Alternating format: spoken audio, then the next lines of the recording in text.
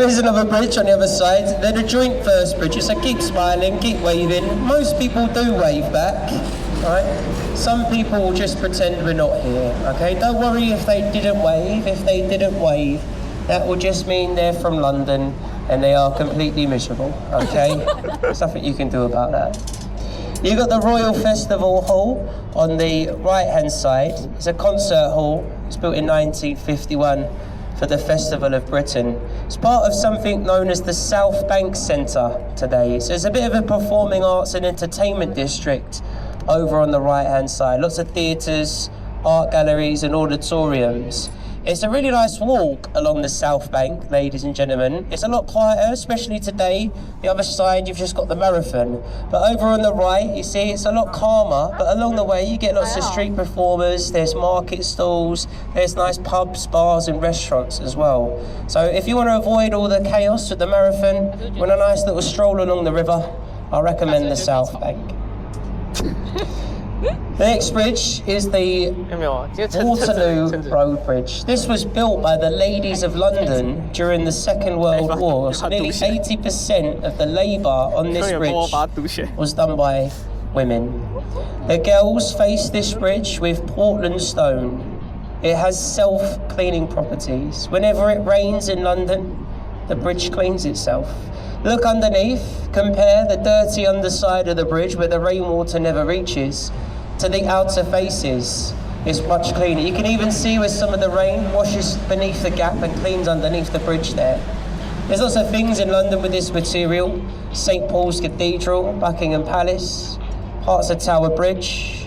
This building on the left has it as well. That's Somerset House on the left-hand side. That's a palace. It was built for the Duke of Somerset.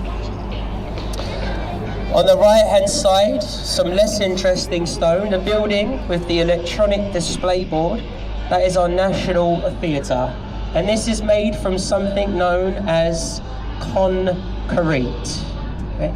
Yeah, not very interesting at all. In fact, that is often voted one of the ugliest buildings on the banks of the River Thames. I don't know why they have an ugly building contest, but they do. Don't judge a book by its cover, as they say.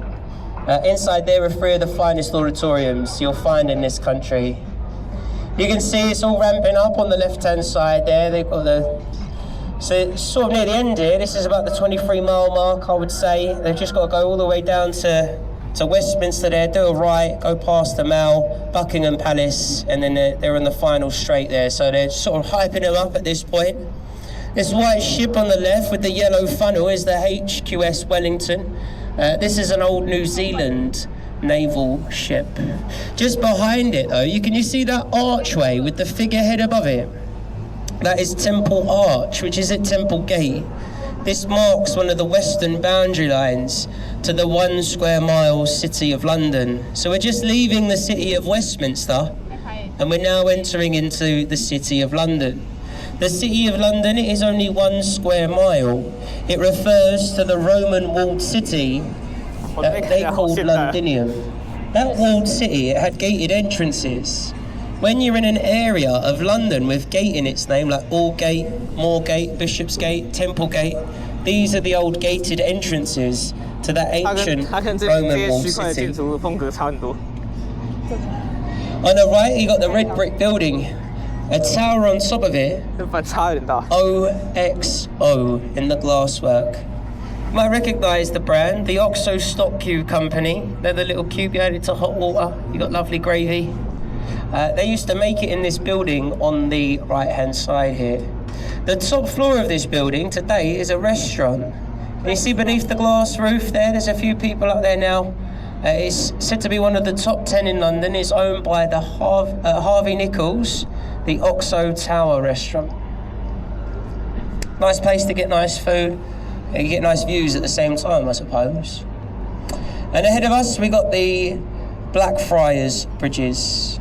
To the right of the bridge, you've got this large blue glass building. It's number 1 Blackfriars is the official name. This does have a nickname in London though. It's also known as the Kim Kardashian building. Yeah, something to do with the curve at the back. Inside that building are just apartments, okay? It's an apartment complex. The cheapest apartment when it went up for sale was around £2 million, and the penthouse at the top went for nearly 20 million. So I'll give you an idea of how expensive it is to live in this area. The Blackfriars Bridges, the first one is a road bridge. If you look at the support columns of the bridge all the way along, near the top you see statues, engravings of birds. On this side of the bridge, they are freshwater birds, right? On the other side of the bridge, they are saltwater birds or seagoing birds. And the reason for this is where the Victorians believed the freshwater coming down from the Cotswolds met the saltwater coming up from the North Sea. We now know there's a lot further up the river in a place called Teddington, which is an abbreviation of the words tide-ending town.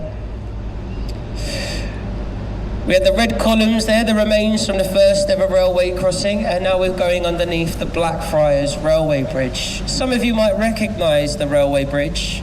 So it has been in a film before. Probably about 6 years ago now, Tom Cruise was running across the roof of this bridge, and they were filming for, at that time, the most recent Mission Impossible film. Mission Impossible 34. I don't know, there has been a lot of them, isn't there? I think it was called Fallout. And he does his own stunts, doesn't he, Tom? As I say, he was running across the roof of the bridge. On the right, you can see a brown brick building with a tall chimney. This is the old Bankside Power Station, now home to one of the world's largest galleries for modern art, the Tate Modern on the right-hand side. Like most art galleries in the city, it is free of charge to enter. It even says it on the side there, Tate Modern, free and open to all.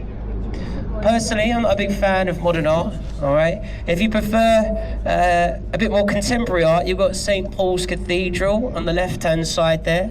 That was designed by Christopher Wren, and it was completed back in 1710. Wren, he is known as the master architect. He was responsible for a lot of churches and buildings here in London, and he is buried in the crypts of St. Paul's, along with the Iron Duke, the Duke of Wellington, and the Admiral Horatio Nelson. Just going underneath the Millennium Footbridge, if you're a fan of Harry Potter, you like the films, this one gets destroyed by the Death Eaters at the beginning of the Half-Blood Prince. So they fly around it, starts to wobble and snaps.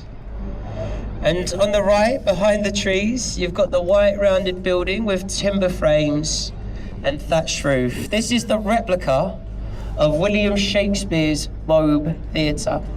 So throughout the year, they reenact his plays inside that building. It's all done in the traditional way, exactly as it would have been done in his time.